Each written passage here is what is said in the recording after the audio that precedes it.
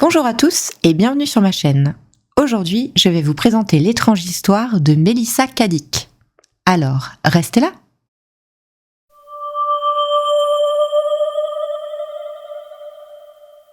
Rendons-nous aujourd'hui à l'autre bout du monde, en Australie, dans la ville de Sydney et plus précisément dans le quartier chic de Dover Heights.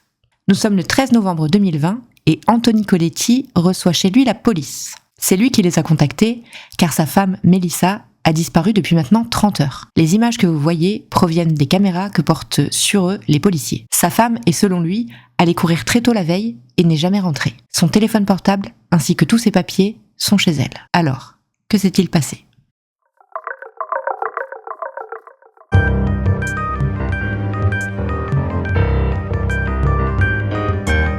Melissa Caddick est née le 21 avril 1971 à Lugano, en Australie. Elle a 49 ans au moment de sa disparition. Melissa naît avec une malformation des hanches et doit porter des bottes spéciales et des couches jusqu'à l'âge de 7 ans. Elle n'a pas eu une enfance facile et en plus de ses problèmes médicaux, a dû subir des années de moqueries à l'école. Après avoir obtenu son diplôme secondaire, Melissa prend des cours de secrétariat et d'administration des affaires. Elle se dirige vers le monde de la finance et travaille comme conseillère financière. En 2003, elle fait même la couverture du magazine Independent Financial Advisor et en 2013, elle monte sa propre société et gagne très bien sa vie. Côté vie privée, Melissa se marie en 2000 avec Tony Caddick. Leur fils va naître en 2006. En 2010, toute la famille déménage en Angleterre pour se rapprocher de la famille de Tony, qui en est originaire. Mais elle finit par divorcer et revenir à Sydney en 2012. En 2013, elle épouse Anthony Coletti, qu'elle connaît déjà depuis longtemps, puisque c'est son coiffeur. Ils s'installent alors à Dover Heights, quartier très résidentiel de Sydney, dans une maison qu'elle a achetée plusieurs millions de dollars australiens.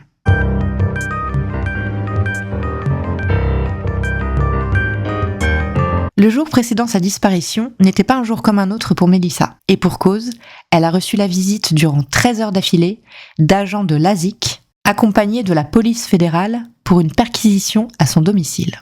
L'ASIC est l'organisme australien de réglementation des entreprises. Tous ces objets de valeur tels que les bijoux, les sacs à main, les chaussures ou vêtements de créateurs ont été saisis. En 2020, Melissa a été signalée auprès de l'ASIC et soupçonnée d'exercer sans autorisation du gouvernement australien.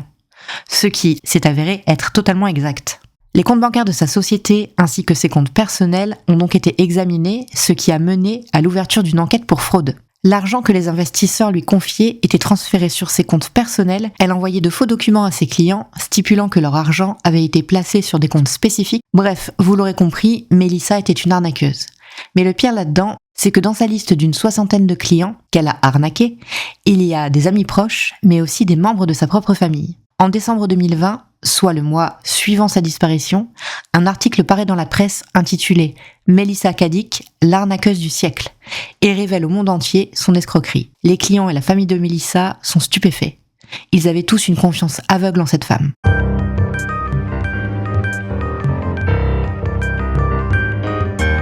C'est donc Anthony Coletti qui déclare la disparition de sa femme à la police le 13 novembre 2020. Mais elle a en réalité disparu depuis la veille. Alors, qu'est-ce qu'il s'est passé entre-temps ? Le problème, c'est qu'Anthony va se montrer très indécis dans ses déclarations. Lorsqu'il va appeler la police, il dira qu'il a vu sa femme pour la dernière fois vers minuit, dans la nuit du 11 au 12 novembre. Mais lorsque la police est chez lui et que l'agent lui repose la question, il dira qu'il l'a vue pour la dernière fois à 5h30, le 12 au matin, alors qu'elle partait courir. Donc on a déjà 2 horaires différents dès le départ. Ensuite, Anthony leur a dit que sa femme allait courir tous les matins. Or, les caméras de vidéosurveillance de la rue prouvent qu'elle n'était pas allée courir depuis plusieurs semaines. Anthony expliquera par la suite qu'il voulait dire qu'elle faisait du sport tous les matins. Ils avaient une salle de sport chez eux, donc des fois elle allait courir, mais il lui arrivait aussi de faire du sport chez elle. Mais bon, deuxième incohérence quand même. Donc il se réveille et ne trouve pas sa femme. Il pense qu'elle est allée courir. Mais les heures passent, donc il part à sa recherche dans les endroits où elle avait l'habitude d'aller, mais ne la trouve pas. Suite à la perquisition de la veille, il pense qu'elle a juste besoin d'air. Et puis, Melissa avait rendez-vous au tribunal le 13 novembre au matin pour cette histoire de fraude. Anthony a été prévenu qu'elle ne s'y était pas rendue et sa femme ne ratait jamais un rendez-vous. C'est selon lui, à ce moment-là, qu'il s'est rendu compte que quelque chose de grave était arrivé.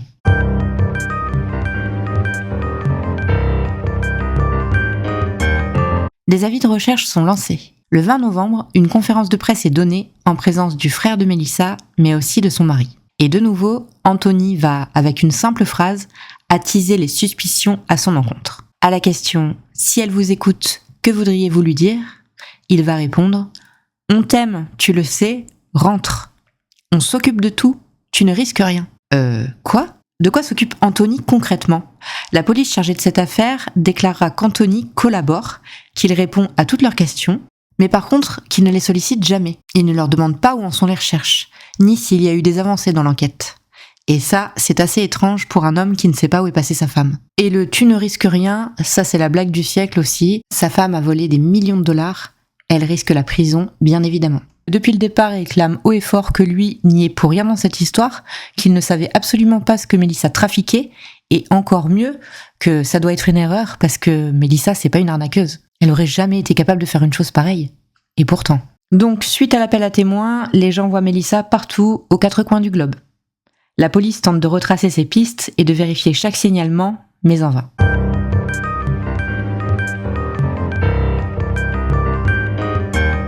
Le 26 février 2021, soit 3 mois après la disparition de Melissa, une découverte hallucinante est faite sur une plage de la côte du parc national de Borunda, au sud de Tatra, par des bénévoles qui nettoyaient la plage. Cet endroit se trouve à 400 km de distance de Dover Heights, et c'est une chaussure de type basket sneakers argentée qui s'est échouée sur cette plage. Et à l'intérieur de la basket se trouve un pied. Il s'agit bien du pied de Melissa. Et le mystère reste entier puisque rien, je dis bien absolument rien d'autre que ce pied dans cette basket ne sera retrouvé. Alors, un scénario commence à germer dans la tête des enquêteurs. Et si Melissa s'était suicidée ? Si elle s'était jetée des falaises de Dover Heights, où aurait pu atterrir son corps en fonction des courants et des marées ? Une expérience sera menée pour tenter de répondre à cette question, et aussi incroyable que cela puisse paraître, un objet immergé depuis Dover Heights peut tout à fait dériver jusqu'à l'endroit où le pied a été retrouvé, ce qui les conforte dans leur théorie. Cependant, une seconde expérience a aussi été menée afin de déterminer si la chaussure a bien passé 3 mois dans l'eau par une experte médico-légale spécialisée dans l'océanographie. On plonge alors un morceau de tissu néoprène de la même matière que la basket retrouvée durant 3 mois dans l'océan. Mais à sa sortie de l'eau, la différence est flagrante. Le morceau de tissu est recouvert entièrement de cirripèdes. Ce sont des petits crustacés. Alors qu'il n'y en a qu'une petite quantité sur la chaussure retrouvée. Cela laisse penser que cette chaussure n'aurait pas passé autant de temps dans l'océan et que la thèse du suicide n'est peut-être pas la bonne.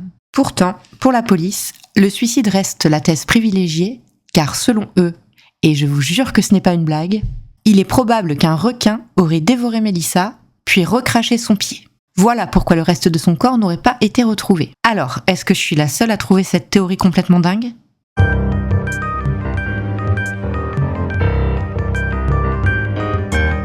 Le 12 septembre 2022 s'ouvre l'audience au tribunal afin de déterminer ce qui est arrivé à Melissa et si son mari est impliqué ou non dans sa disparition. Une projection de la vidéo filmée par la police le jour où Anthony a déclaré la disparition de Melissa a lieu. Cette vidéo permet de pointer les incohérences d'Anthony et les 2 versions différentes qu'il a données. Anthony a été appelé à la barre des témoins afin de répondre à plusieurs questions, mais il n'arrive pas à répondre et va déclarer que son cerveau ne fonctionne pas comme les autres et qu'il ne comprend pas les questions qu'on lui pose. Lunaire la réponse. D'ailleurs, suite à cette réponse, l'audience sera ajournée. Mais le jour suivant, Anthony va finalement se décoincer et réussir à répondre aux questions posées. Il en ressortira d'ailleurs qu'il n'est absolument pas impliqué dans la disparition de Melissa et que, pour faire simple, il est lui aussi une victime de Melissa. Il continue à dire qu'il n'était absolument pas au courant des trafics et qu'il la pensait vraiment incapable de faire une chose pareille. Après la réponse lunaire, la réponse facile. Mais je ne sais comment, il a réussi à convaincre tout le monde de son innocence. La police, quant à elle, a été accusée de ne pas avoir mené l'enquête comme il le fallait. La zone n'a pas été correctement quadrillée. La maison n'a pas été suffisamment fouillée. La police est restée que 14 minutes. Les voitures n'ont pas été inspectées. Et les caméras de surveillance ont été visionnées trop tard,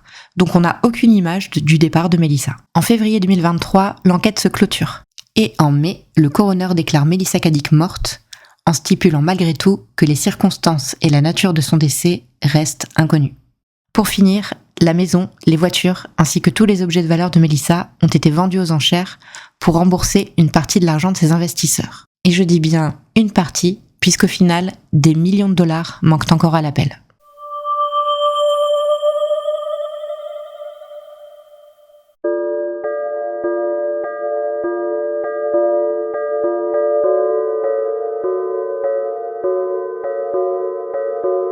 Je rappelle que cette théorie est celle privilégiée par la police. Donc Melissa, suite à la perquisition, n'arrive pas à dormir. Elle sait très bien qu'elle a détourné des millions, mais elle reste dans le déni devant son mari pour ne pas perdre la face. Elle comprend aussi que ces trafics vont bientôt être dévoilés aux yeux du monde, mais surtout à tous ses amis et aux membres de sa famille à qui elle a fait le coup. Alors tout le monde dort encore à point fermé et elle décide d'aller courir un peu pour essayer de se vider la tête. Mais cela ne change rien à son mal-être. Elle décide donc de se poser pour réfléchir. Encore une fois, tenter de trouver une solution pour sortir de cette galère. Mais elle n'en voit pas vraiment, ou plutôt elle n'en voit qu'une seule, disparaître. Et c'est en arrêtant de penser un instant qu'elle trouve le courage de se jeter de la falaise. Son corps aurait, comme l'indique la police, été en partie dévoré par un requin. Quel pourcentage de chance y avait-il pour que son pied soit épargné ou recraché par ce requin? Amis experts, à vos calculs.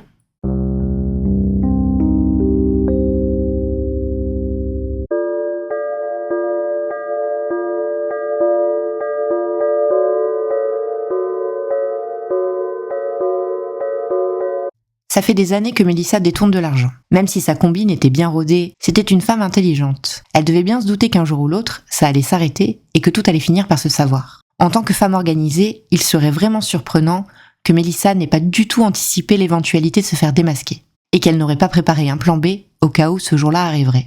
De plus, préparer un plan d'évasion lorsqu'on a des millions à cacher sous la main est quand même beaucoup plus pratique que lorsqu'on n'a pas une thune. Dans ce cas, il faut un complice, une personne de confiance, qui soit au courant de la situation et qui puisse aider. Et forcément, à qui peut-on faire plus confiance qu'à son propre mari? Et voici le plan. Se procurer de faux papiers d'identité. Acheter une jolie maison sur une île. Il y a de nombreuses îles autour de l'Australie, comme les îles Cook, Tonga ou encore les îles Fidji. Se faire déposer au premier ferry ou bateau de la journée dès que ça sent un peu le roussi. Par son mari, bien sûr. Avoir démarché un médecin véreux, au préalable, pour qu'il passe plusieurs jours sur place. Contre quelques millions, ça doit pas être bien difficile à trouver. Au programme, chirurgie esthétique intégrale et ablation d'un membre. Et oui, ça devait être dans le plan, puisque sans ce pied, on aurait continué à traquer Mélissa sans cesse.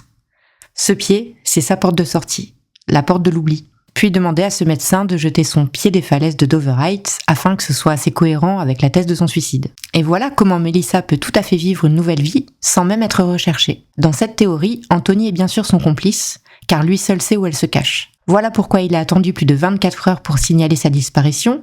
Il a tout simplement attendu qu'elle arrive à destination pour pouvoir lancer les recherches.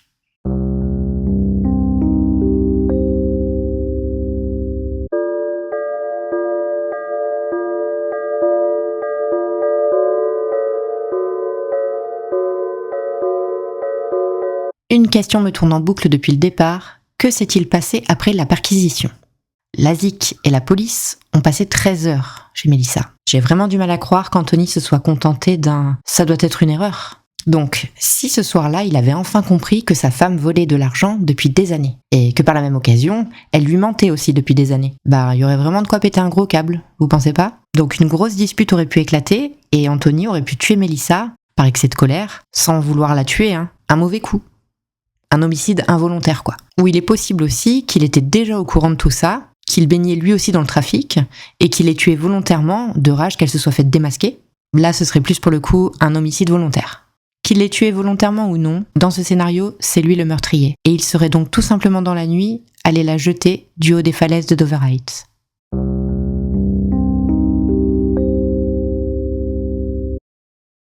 Alors, quelle théorie vous a le plus convaincu? Théorie 1, un suicide. Théorie 2, une fuite. Théorie 3, un homicide. Ou théorie 4, la vôtre. Et si vous avez votre propre théorie, n'hésitez pas à la partager en commentaire. Pour voter, c'est très simple. Rendez-vous tout de suite dans l'onglet communauté de ma chaîne. Merci d'avoir regardé cette vidéo jusqu'au bout et à bientôt pour un nouveau Cold Case.